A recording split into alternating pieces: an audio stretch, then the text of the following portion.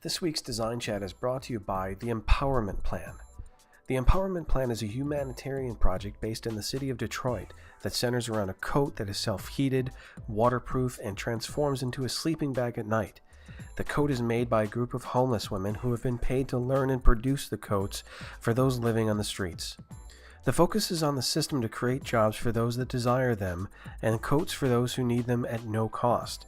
The importance is not with the product but with the people. So go to empowermentplan.org to donate to their cause and find out more.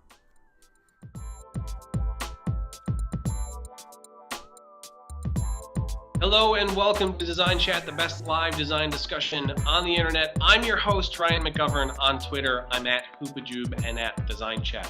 Every week, we get together with some of the coolest people from the design community and chat. This week, we are talking to Mr. Brendan Shanley. Yay! Thanks, Ryan. How you doing? What's going on, Brandon? I like my intro, but I always feel like an idiot when I do my clap. Although it's one of those things like without a live audience, and I do an introduction, and I give the names. There's no, what, like you were talking about before we started. I need like a soundboard that's got like an audience, roaring applause. Yeah. So it's not so. I mean, it just seems just because it goes quiet like crickets, like. Cricket. No, I hear you, man. It'll be good. You'll get one, and that'll be awesome. I really thought about pulling one up. I'm kind of bummed I didn't now. Actually, that's a suggestion to Molly from Spreecast. Maybe they should think about it. And these are very smart people. Maybe they have already thought about putting a soundboard in here. It would be awesome to have a couple sound effects that are relevant to the show. Maybe we could upload. I could help you design how that might work. Molly says yes. See, look at this. We're making stuff happen. Yeah, I know. I need some zingers. I need some stuff I can with a rim shot. Exactly. Yeah, and definitely a sad trombone for some parts, maybe. Exactly. Brilliant. All right, so. Brendan and I have briefly met before through our contacts through AIGA Chicago. Yeah. So we know each other a little bit already. But one of the things when I first met him, he was telling me about his project, and the reason why we're talking tonight is Lost in Concert. You and a group of 4 other photography friends go to big shows and some lesser known shows and shows that live music that you love, and you shoot them, and it's all put together and collected in a group called Lost in Concert. They're at lostinconcert.com. Definitely check them out. And there's something new happening. It's live right now, and it's ending soon, and that would be. We've got a book coming out. Well, hopefully coming out. It's a 160-page book featuring over 80 artists. It's basically a collection of the best from our formative years. And to your point, to build on what you were saying before about the collective group, it's not just photographers. We bring writers and do editorial pieces on all of the shows as well. And to date, the book only brings in the original 5 contributors, but now we have quite a few more than that, and it's growing and it's pretty exciting. The ones noted on the website right now: Tracy Graham, Marissa Ruiz, Ben Dahl, and Will Rice. I would imagine, are those the founding sort of partners there with you? Basically, yeah, exactly. Tracy and Will and I take photos, and then Ben and Marissa do editorial and writing. Amongst other things, everybody kind of has to wear multiple hats. I mean, we're all kind of content creators of various sorts when it comes to the project, because we don't have we all do the social media or booking our own assignments. It's not like someone's coming to us and going, "I need you at the theater at 7 p.m. tomorrow." All right. And that's the beauty about it, is this entrepreneurial spirit where you guys were already doing something that you loved, and you're finding a way to make it even stronger by teaming up with all these people and creating an identity around it. Brendan, it's like 4 minutes into the show, and I've already screwed up my own show. Let's back up a step before we get back into the Lost in Concert stuff. Okay. Give a brief introduction for yourself, because there's no way I could ever do it justice. The real simple, who you are, what you do, and why you do it. All right, cool. So my name is Brendan Shanley. I'm a Chicago native, grew up in the suburbs. I'm 29 years old. I have a day job. I'm a senior designer for a company called McGuffin Creative Group. Been with them for over 6 years now, believe it or not, and it's been a fun ride. We've grown from 4 to 27-ish people in the time I've been there, so it's been really interesting to see how that dynamic changes over those years. In addition to that, I'm on the board of directors for AIGA Chicago. It's a national design organization, and locally we have I think it's around 1,800 members, and I do programming for them. So I help create the events that people from our chapter can attend here in Chicago. I do that with there's approximately 15 other people on our board here in Chicago. And then when I love music, I love photography. Marrying the two perfectly for me is Lost in Concert. Just seemed like a natural fit. Started that about 3 years ago. Coming up on 3 years now, actually. Next month will be from the time that the first show was shot for the site. And what's funny is the first show was shot for the site. We didn't even know it was going to be a website in the future. We'll get into that, I'm sure, in a little bit. But I guess on the side from that, I also do a little bit of photography, both at McGuffin and on my own accord under the name Lost in Print. And I always get a lot of people asking me, well, Lost in Concert, Lost in Print, what's the deal with that? Why is there two? And basically, it's because when I was graduating from college, I wanted to have like that cool. I went to school for graphic design, visual communications, and I felt like I wanted to have one of those cool handles, like one of those cool websites. And Lost in Print just naturally fit with my persona and my style, and it was just kind of a fun name, memorable, something that I could kind of wrap my head around and use to promote myself when it came to a resume and whatnot. And over the years, it's kind of transformed to govern most of my photography work now, which includes portraiture, engagement sessions, weddings. In fact, I'll do that as well.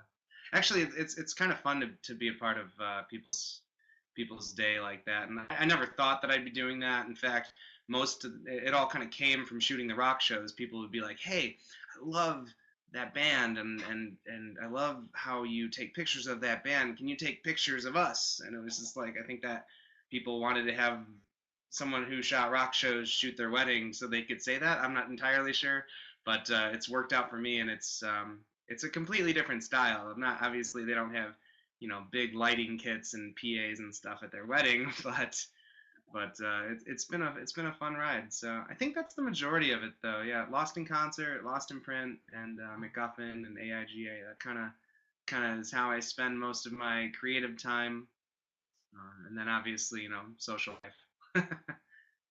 Well, you've got something that really rings true with both of those names. I was kind of reflecting on that before we started the chat. To completely lose yourself in something is also to trust it and to love it. Yeah. And what that communicates to me is that it's not something that you just do; it's something that you are, right? I think that speaks volumes to your identity as a designer and a photographer. Yeah, actually, that's funny you say that.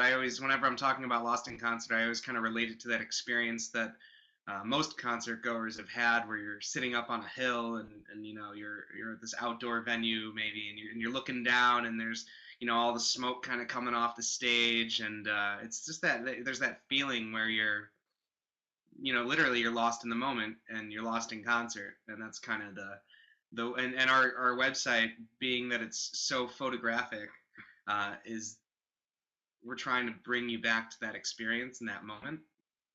And I think we're achieving. So, I think it's a very fitting name, and the tag, which isn't really out there too much. It's not really in your face, but it's live music from people who live music. And I thought that was another good way to kind of tie in the attitude of it. It's people who nobody makes money with our team. We're all volunteers, basically. You know, we're all volunteer contributors, and it's a passion project, and we all love doing it, and that's why we make so much time for it.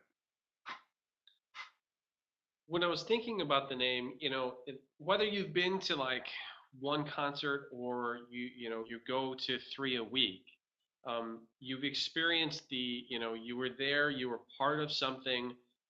No one else can really experience that live music the way that you experienced it on that one day or that one night with that specific band in that specific city in that specific venue. That's a magical combination, and it's going to tie other things that happen that night, relationships you might have with the people that you went to see that show with, what happened before the show, during the show, and after the show. All of those memories are completely ingrained in your timeline, right? Your brain, and tied to that specific music.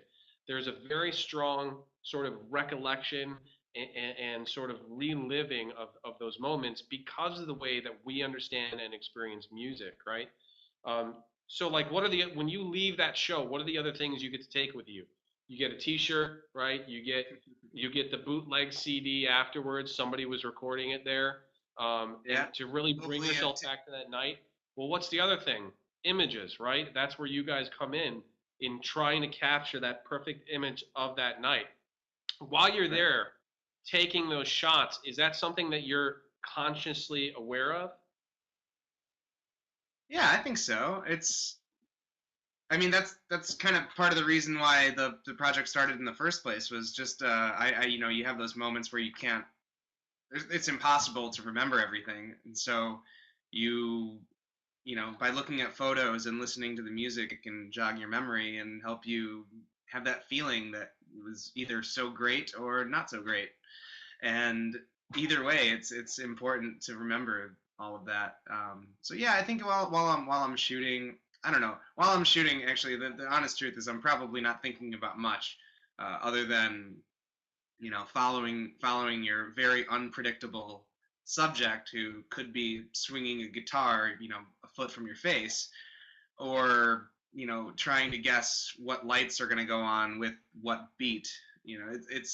I kind of call concert photography boot camp in a way, because you get 15 minutes approximately. You usually only get the first 3 songs to take pictures during, under photo credentials or media credentials, and so you have a very, very limited amount of time, and you have to, like you're saying, capture that night.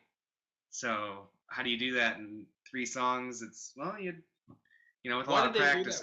Why do they limit you with photographers who they allow to be there to only to only capture the first 3 songs? Why would they do that?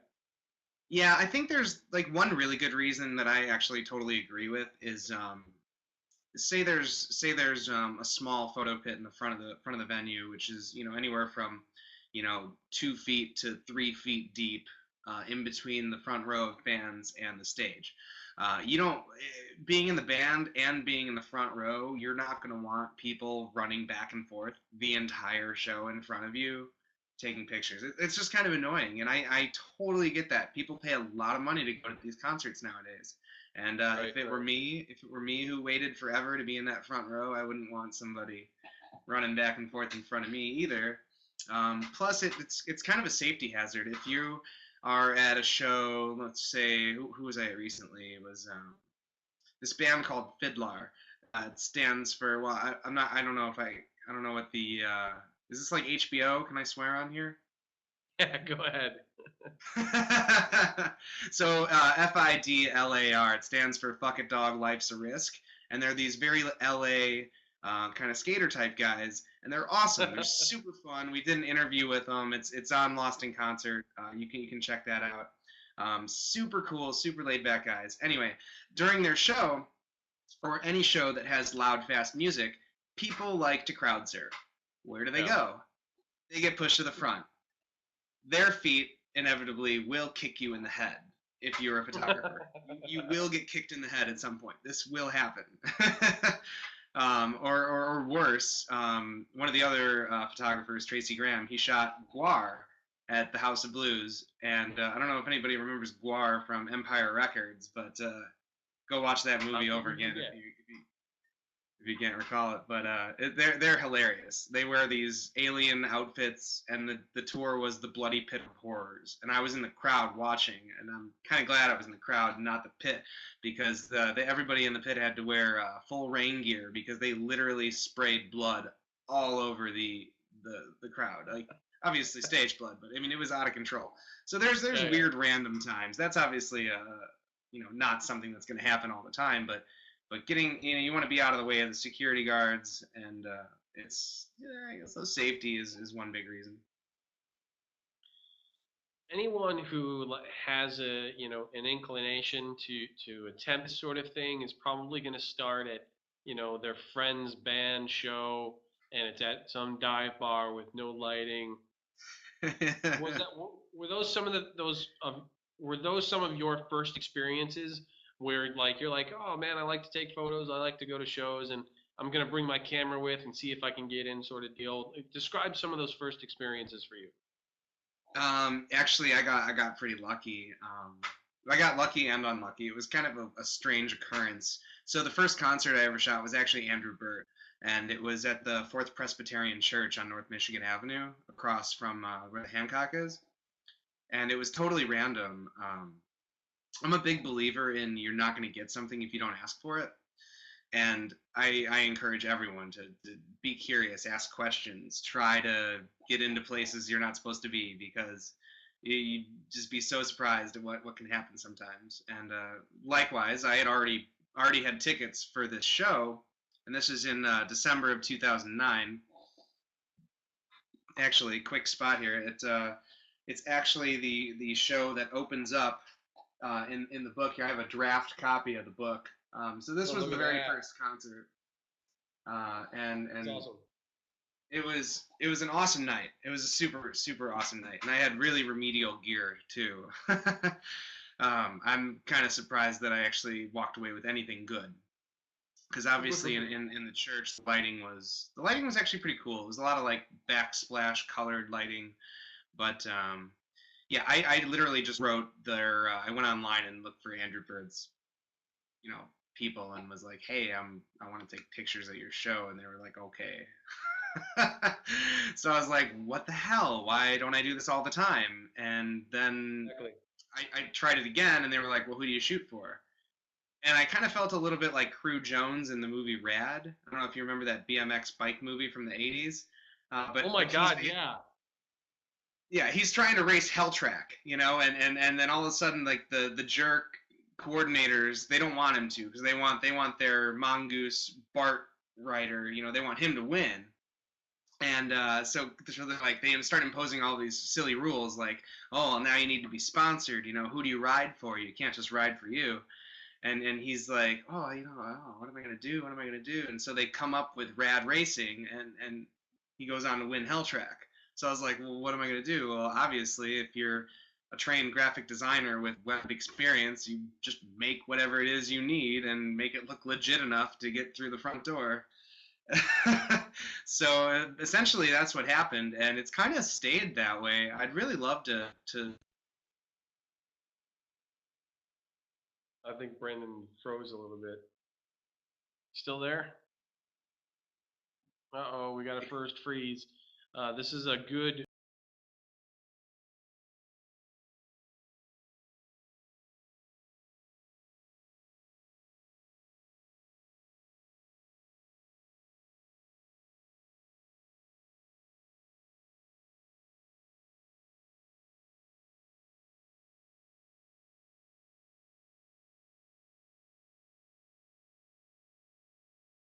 Oh, actually, what happened next was I emailed a whole bunch of different places, like Paste, Rolling Stone, the Tribune, Red Eye, you name it, the Reader. I emailed pretty much any kind of media outlet that I could think of that I thought might be able to grant me this access that I wanted so much now. After it was like I tried drugs for the first time, and I was like, oh, I need to get more,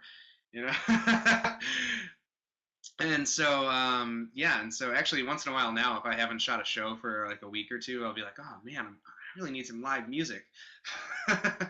But yeah, I mean, seriously, it's I must have it. No, that's seriously, awesome. it's You know, it's one of those things, and it's a subject that comes up here a lot. You know, that's how this show is happening. Is that I just email random people and it happens. And a good segue to remind the audience, it was already reminded in the chat room, that you can ask questions during these chats.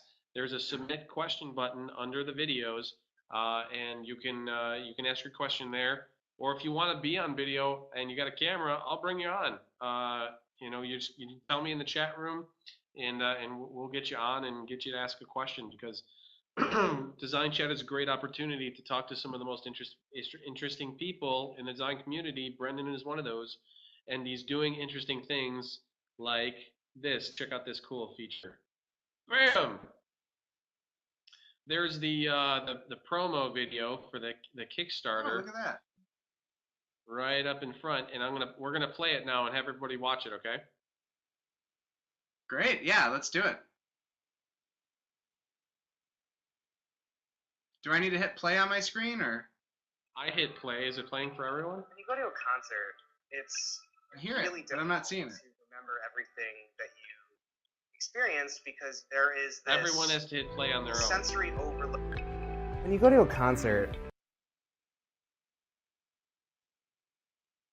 it's really difficult to Move it. Oh, there you are. So feel free to play at your own leisure. But Molly, take note. It's Freecast.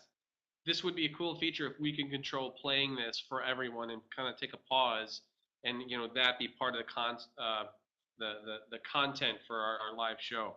But for right now, everybody can watch it on their own. That's really cool. Cool. So for people who aren't going to go back and watch it, what's the story that's being told in that Kickstarter video? Yeah, sure. I think I want to wrap up one question before your last question was kind of like, I kind of feel like we missed one important part of it. So really quickly before we jump into the next to the video for the Kickstarter is basically, and this is a message I think for everybody who asks for things and doesn't get it right away. All of the people that I emailed were like, "Who the hell are you? No way." So yes, then it does go back to the shooting at like the Empty Bottle and Subterranean in these very small venues and trying to link up with more up and coming bands. And then eventually, you kind of like build a name and you get some work and people are like, oh, okay, cool. Obviously they've done a lot and they can shoot this, let's put them on the list or whatever. But anyway, so going forward then. All right, so the video. It's a really quick synopsis of kind of the project, where it came from, and why we're doing this book, and how you can help make it happen. It's like I mentioned earlier, it's 160-page, 8x10, and the idea is it's kind of like, this is just a draft here. I'll explain a little bit more about the printing in a minute, but it's kind of like an actual festival sort of on the back here. And then when you get in, there's the set times, and the whole thing is actually is designed pretty neat. But there's big, just huge images, no more than 4 per artist. And then every so often you go backstage with an artist. Like here's an interview we did with Moby, and it goes back to the live show then. And every 10 pages or so, you're kind of going backstage with a different artist, and there's a little more editorial. And it just kind of follows that format throughout the whole book. As far as the printing goes, it's going to be printed offset, and we're going to do a matte cover with a gloss UV varnish texture, this kind of grunge texture. And then if you've ever been to a show and you've had either like a photo pass or media pass or an all access or guest or VIP or anything like that, usually they're on these fabric type stickers. And so we kind of want this book to be your all access pass to the shows of our formative years, where you're front row, you're backstage, you kind of get all of that feeling with over 80 artists. And so we're actually going to have these custom fabric stickers made and hand apply those to the cover, where this spot is over here. This is just a draft sticker, so don't pay any attention to that. But yeah, we spent a lot of time building this. Probably little over a year actually. The shows that are in the book date from all through 2010 and early 2011. And we got really lucky. A really good friend of mine, Jen Soik, I didn't include that URL, but I'm sure you can find her real easily and drop that link in there too. She's a designer. She works for Kick Design in Minneapolis, and she really came through here. I actually met her through AIGA as well. We met in Chattanooga, in fact, and then we've actually become good friends now. And she loves music, and I love music, and we both do design. And she wanted to help out, and quite frankly, we needed it. Even though we have designers and add like technical people and other people that are connected in the creative community, having someone to champion the file creation and the design work while we were building and submitting the actual the actual content for the book was so necessary. There's just absolutely no way that we would have been able to do it all ourselves. You needed a big group of people for What was that name again? Jen Soik? Can you spell Soik? Oh yeah, sorry, it's SOIK. SOIK. Yeah. Andrew will link that up in just a second here. That's really great, awesome. And especially through, organizations like AIGA, the sort of connections that you can make in going to the events that you yourself are responsible for putting together. I'm sure that you witnessed the power of that sort of, human networking and word of mouth firsthand. Yeah, most definitely. It's a great community, and that's the other thing I love about creatives in general is they understand the concept of community as opposed to competition. Everyone's kind of like, yeah, there's plenty of work to do. We're not. No one's really getting cutthroat and fighting over it unless you're a partner at a big ad agency, maybe. Which that's not me. So you've got the Kickstarter. It's we've got the link. It's been put up there already. Hell yeah! You've got only 4 days to go. Yeah, as of 7:30. Exactly. Monday at 7:30. You've got about 10 grand to still raise in 4 days. So I really hope you make it, and this helps you guys get the word out a little bit to tell people about this great project. So what are the plans? Say, Kickstarter is a great thing because, sometimes, it can get noticed and a project can really take off, and something that would have never happened before now has the ability to get funded, and we've all seen it happen. So this would be great if the book was able to happen. So what's the plan if Kickstarter doesn't work? Are there still other ways to get your book published?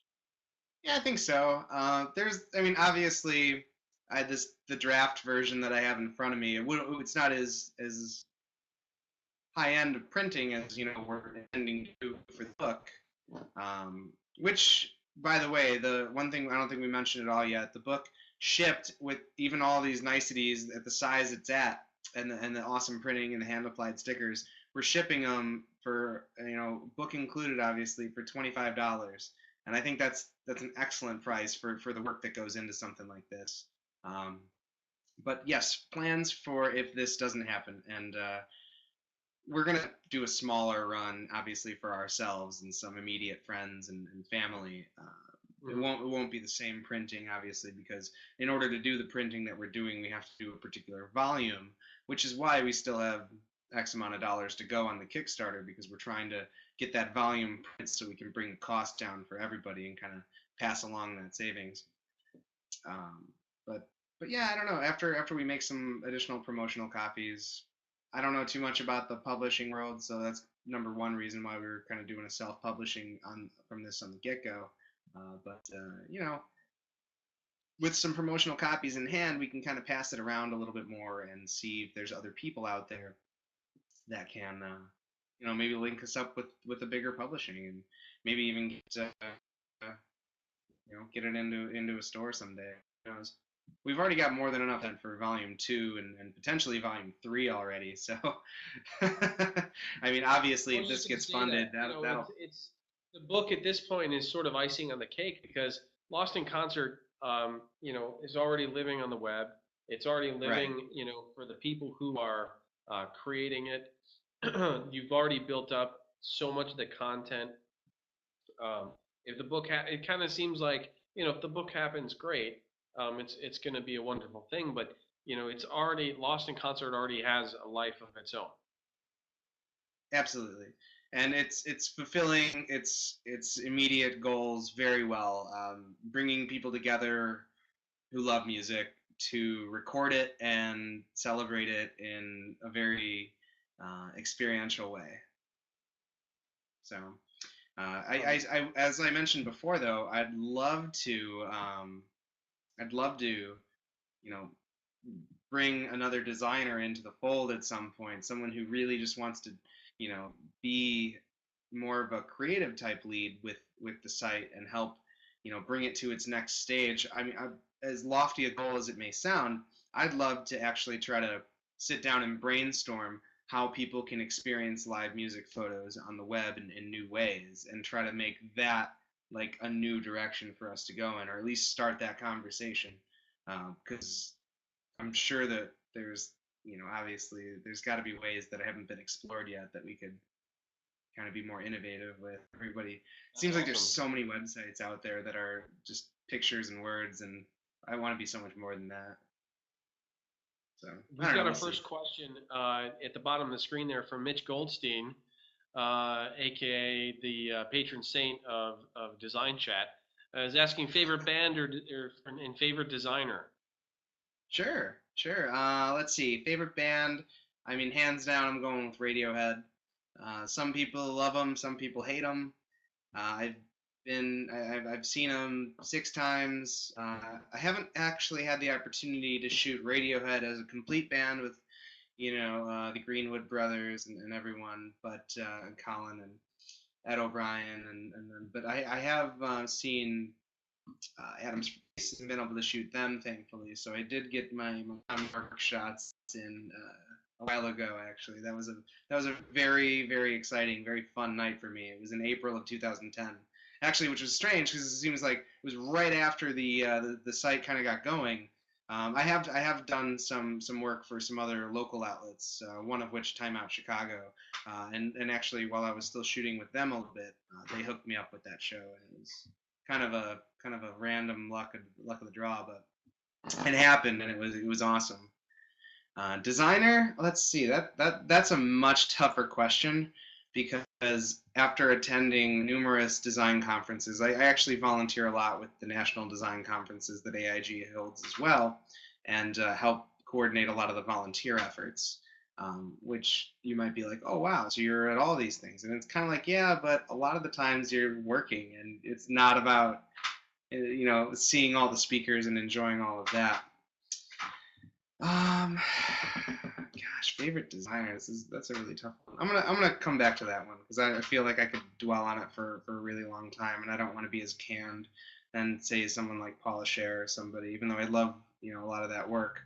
I'd rather. Mitch, who asked the question in the chat room, said, "Don't think, answer." It was easy with the favorite band. I could even relate to you more. Any sort of music questions, I can answer a lot quicker than the design stuff. See, I find myself doing that too a lot. About if someone asks me my favorite anything, I'm always really hesitant to say this one thing is definitely my favorite, and it's going to be my favorite, because there are definitely things that I always the tried and true answer and stuff like that. But I get really wishy-washy when it comes to saying, one is at the top, because I can find arguments for myself where, there may be 5 reasons why I think this one thing is awesome, but then in the same breath, I can name 3 criticisms of it. In my head, especially when it comes to design, picking your favorite anything, it's all about, what are you trying to solve? What are you trying to communicate? What's the best way to do that?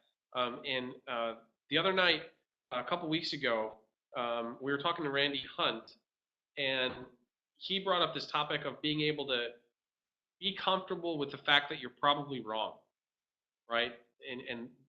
And the fact that, maybe the answer you came up with last time, it probably wasn't the best answer, and you can do a little better. So it's being comfortable with being wrong, and then maybe learning from that. Yeah, if I gotta jump in and name a favorite designer, I'm just gonna go with Jen Soik then, because she designed this awesome book that everybody can get their hands on. I mean, that's an easy, that should have been an easy answer. What was I doing? There you go. So that's how that works. Hey, we've got a guest in the chat room, Sergio Santana, who's desperately asking, what the hell is going on here, Sergio? And for the other people who are just joining us, who maybe have found us because we're on Spreecast for the first time tonight, this is called Design Chat. I'm the host. My name's Ryan McGovern, and every week we bring on a guest. This week we're talking to Brendan Shanley, and local Chicagoan, great designer, works for the I almost said McGovern Group, the McGuffin Group. Yeah. Soon to be employee for the McGovern Group, right? No.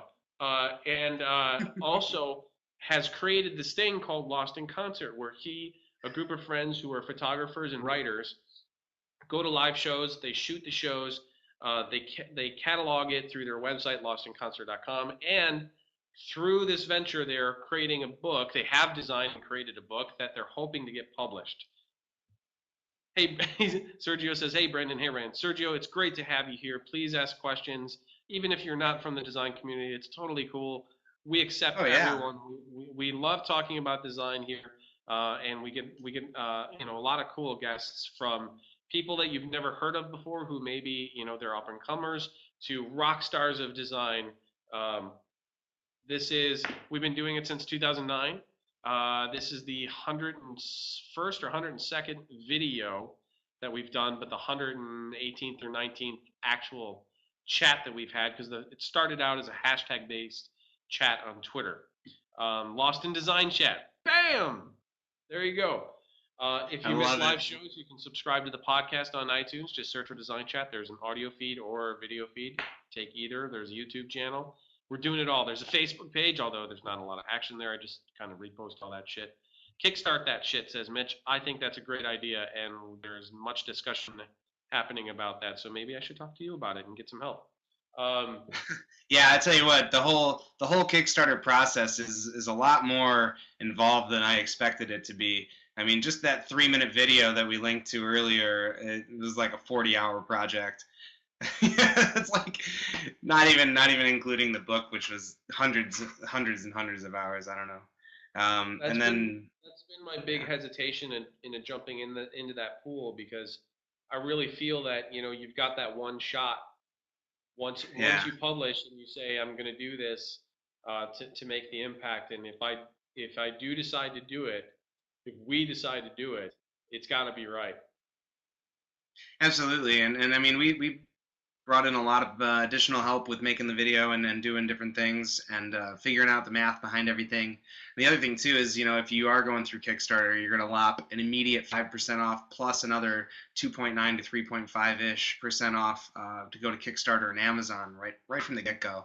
So that's another expense when you're dealing with that. But at the same time, there's a lot of advantages, like a lot of times I've backed small, fun production projects because I've received an email from Kickstarter from people I follow, like so-and-so has backed a project, you should check it out. Oh, okay, cool, yeah, I'll check it out. And I'll back that.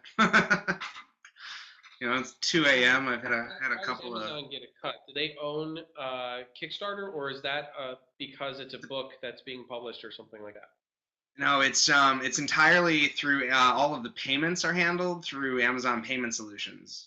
Aha. So that's where they come in. So that's how everybody, kind of like PayPal would charge you a fee, Amazon Payment Solutions or Visa, MasterCard, whoever. They're getting their cut too, but that's, it's a service. It is. It wouldn't exist without it, so you got to pay the piper, right? Exactly. Yeah. So let's get into some more of that design talk, the MacGuffin work and stuff you've had going on before that. You mentioned you went to school here in Chicago and studied visual communication and design.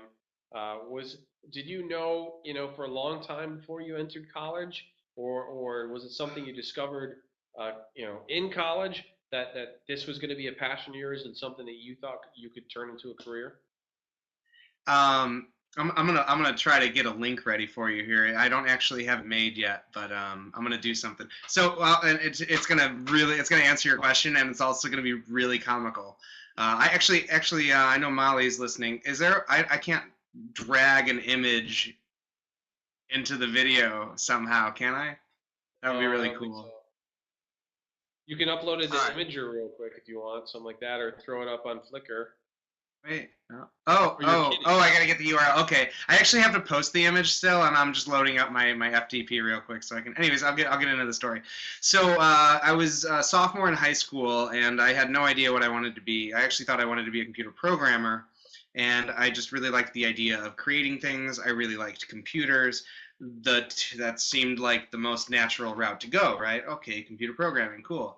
So I took some classes in like C++ and Quick Basic and Visual Basic, and in doing that, I was, oh, this is great. And then I took my sophomore year. I took a class very inappropriately named Advanced Computer Applications. Nothing advanced about this. It was like remedial Photoshop and remedial Dreamweaver. Actually, in fact, it was Hot Metal Pro and Paint Shop Pro, both one by Jask. I think I don't know if anybody remembers those, but if you don't, Wow. you're probably lucky. Where did that image go? Here it is. So actually, I'm gonna rename it here real quick. So I was in this class called Advanced Computer Applications, and the project was to take a picture of ourselves and then Photoshop us into another picture. So and what the funny part about this was I was using a Sony camera that took those 3.5-inch floppy disks to shoot the picture. So that, I mean, obviously, again, advanced computer applications. It was pretty awesome. So that was the moment though that I discovered the idea of image manipulation, and just about got it loaded up here. Oh yeah, here it is. Okay, I'm gonna give you that link now in the chat here. This is so funny. This is absolutely hysterical. So that's me when I'm a sophomore in high school, and I inserted myself into a photo of Nine Inch Nails, one of their music videos. And the shadow is not done very well. It's at least I got it to the point where the mic stand is obviously in front of the shadow, so I was happy about that part. But there's a lot. Yeah, there's a lot that could be improved with this image. Anyhow, again, sophomore in high school. So this is kind of, it's funny because I feel like everything's come full circle now. So because of this class, I chose to go to the Illinois Institute of Art in Schaumburg, and then from that I wound up learning about what graphic design was. Quite frankly, I didn't even know what it was, and through AIGA, I was able to visit studios and hear lectures and all sorts of really great opportunities, which is why I think I'm on the board now, is because it was of such value to me as a student that I felt like I absolutely had to give back in some large capacity. And then the years progress, music starts to become another focus, photography kind of finds its way into my life post-college. And now there's a whole bunch of photography happening, and most of it revolves around music. So it seems like I've just kind of come back to this image. I think this image is actually it means a lot more than I thought it ever would. Yeah, Nice. no, it's woven throughout your professional career. It's as silly as it may seem to others. It's pretty impactful when you think about the time, where you were in your professional career when you decided to create that image and what it meant to you then and what it means to you now. Yeah, certainly. And it's funny, it was actually on my desktop because I've been moving around some hard drives and things lately, and I just happened to stumble across it, and I left it there because I think it belongs in the front, because it really is that. It really does mean that much. Let me see here, actually. I'm kind of curious what the resolution of this image is. It's probably very, very small. A very similar story one of my very first experiences with design, right, was my late uncle, Tim McGovern. Uh, he he he was my mentor. He was my guide. You know, he was the one who focused my energies into design. Um, when I can't remember what year he started there, but I want to say I was in high school, or right at the beginning of high school. He was a creative director for Successories. Successories used to still makes, but they were known for making those cheesy motivational posters where it'd be a scene of a mountain and then the word success, Awesome. and then a quote that was meant to inspire you to become the best version of you. A lot of corporate America bought into this. They were nice. The printing actually that went into these lithographs was really top notch. The glass frame and everything, that the package that it came with was really top notch. And so as a young high school student, I went to go visit him at work one day, and using Photoshop, either 1 or 2, I can't remember which one it was, on some of the most powerful machines at the time that probably cost 10 grand per machine. He let me screw around with Photoshop and, take stock images, when stock houses, all they had was really bad photos, and play with, I'm the image, I still have it somewhere. It's like a snowboarder and I replaced his head with a football or something like that. And that magical sense of, holy crap, this means, because if a scanner exists and cameras exist and this thing exists, I know, and within minutes I was in there clicking around. You do the equation, you do the math, and you're like, I can create anything. Right? And if you're sort of predisposed to that nerd mentality, you do get a high off of it, and it kind of changes how you think about creating imagery and telling stories and all this stuff. So I had to share in that sort of nerdy discovery moment of design with early Photoshop crappy programs. Hell yeah. Yeah, definitely. It's amazing, especially you how old around were you at that time too? Early high school. Okay, yeah. So yeah, it was similar time frame. You're like, I can make all this stuff now. And the thing for me, I think, which really clicked was I didn't have to sift through hundreds of lines of code that I, quite frankly, found very, very boring. Once I saw this more visual means of production, and so naturally I was, oh, this is so wonderful. I can do it, and the machine does the work for me in a way. Yeah, absolutely. I saw a question in the chat real quick from Sergio here. So he was asking about, what do you say to people that want to get started, or what do you say, that want to get into? What would you say to those people? And we get these types of questions a lot. So it's always really interesting to hear from all the different guests, their perspectives on, how, if you're interested, what do you do? Yeah, in fact, I'm gonna give everybody a really, really long-winded answer, but I'm not gonna do it with my mouth. I'm gonna do it with their eyes. I actually wrote a really, really long article. In fact, it wound up being like 13 some pages in a Word document. Do you mind if I paste the link in to that article? Is this the Flern article that you just wrote? Yeah, there's a part. Definitely, yeah. There's a part 1 and a part 2 to it. Part 2 literally went live about 5 hours ago. They're both linked in there now in the chat there, and I'm sure that Andrew will get those brought up as well for us. But I mean, take a look at that.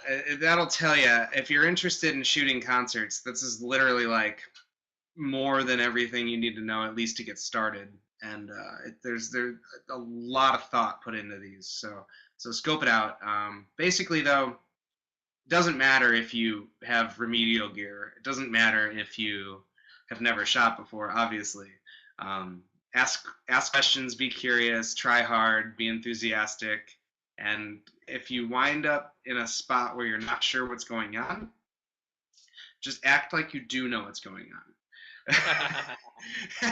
Seriously. And one of the other funny things in the article that I mentioned, I think it's in part 2 though, is what's inside of my camera bag. One of the really important things that I have almost with me almost at all times, at least if I'm going out and I have a bag with me, is a Sharpie.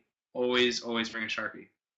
You'll be surprised how many times you go to a place and they're like marking your hand or drawing on your pass or something, and you can just take the Sharpie and edit it to be whatever it is you want it to be and go wherever you want to go. Then I think that it works really well for me anyhow, and it'll work well for you.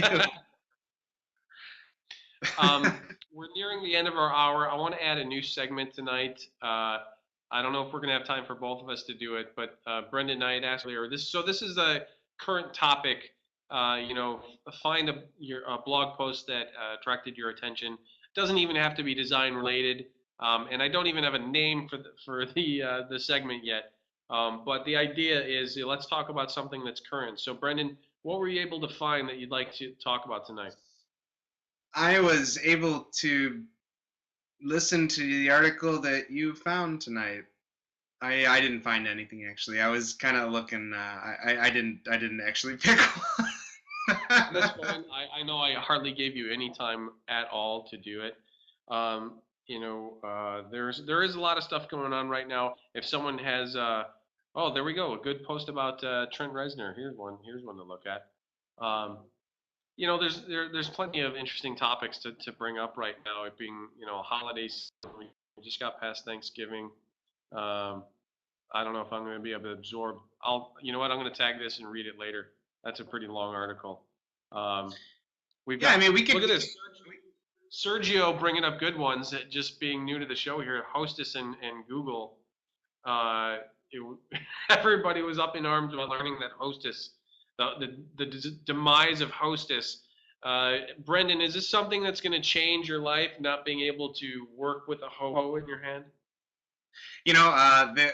This is probably something I shouldn't say because it says the level of cheesy movies that I'll sit down and actually watch. But recently on one of the movie channels, that Nicolas Cage Ghost Rider Vengeance movie was on, and it was like Ghost Rider Part 2 basically. And there's this guy who's basically like pestilence in it, and everything he touches kind of decays. And he picks up a Twinkie, and nothing happens to it. And I just and that's like all I can think about with all this Hostess business is this awful bit of bad comedy. In 20 years from now, Brendan's video seems to have frozen. In 20 years from now, we're going to find people selling Twinkies online. Did we lose him? Are you back? I think I'm back. Right. Yeah, in like 20 years from now, because I'm sure when the news came out, a number of people went and hoarded and bought, because you saw the stores, they emptied out. All the shelves were gone. In 20 years from now, we're going to see people selling these Twinkies, and they're still going to be in the exact same state they are today. Oh yeah, it's like McDonald's food. You see those images floating around where it's on the tray and it looks exactly how it would have if you just unwrapped it. Maybe a little drier, but essentially the same. I read a sort of rebuttal argument against that, that sort of scientifically went into some of the reasons that stuff happens. And by no way am I trying to back McDonald's and say that their food is healthy, because that's a reaction that a lot of people have. Oh, it must be stacked full of chemicals, and that's the reason it doesn't mold.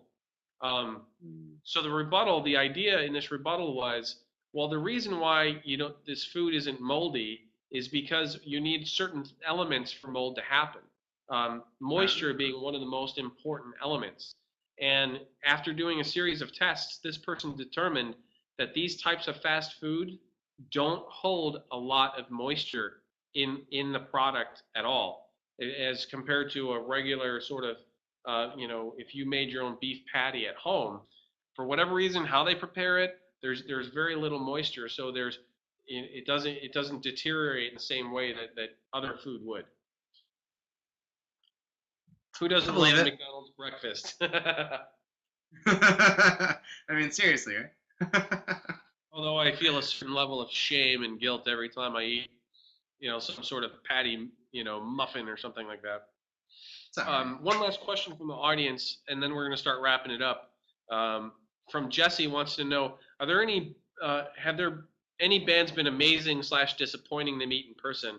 Otherwise, changing the conception that you had of them before you met them. Yeah, I mean, I can. God, I'm trying to think here. I'll touch down on a couple quick ones.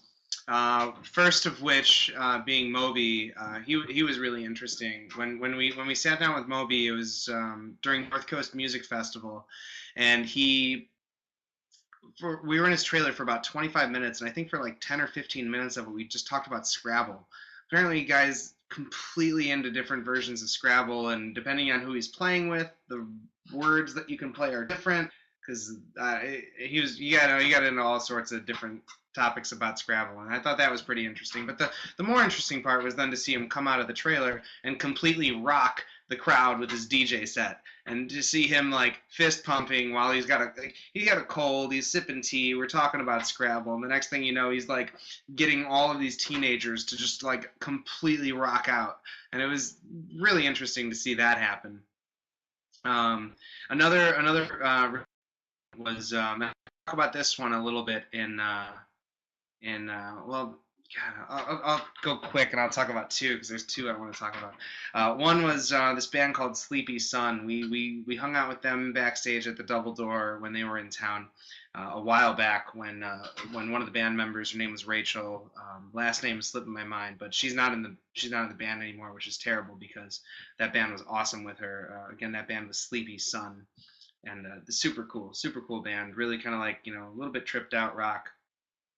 But either way, we're backstage with them, and she's like basically showing us this record collection, and then everyone's, having a couple drinks and kind of relaxing, and she decides to like completely flip over on this couch and is like lying with her head like dipped backwards, kind of, and so I have my camera out, and you can actually see the picture on the. It's towards the bottom of the second Flern article, and it was yeah. So I basically laid down on the floor. This one guy, the tour manager, picked up a lamp off the table, and somebody else turned a fan towards her head, and so like it kind of created this very like bizarre girl upside down on the couch, hair blowing with weird lighting, like this totally deteriorated floor and couch. And that was just like kind of a cool experience in general because they were, I don't know, everybody was just, it felt very, very, like maybe a little bit too laid back.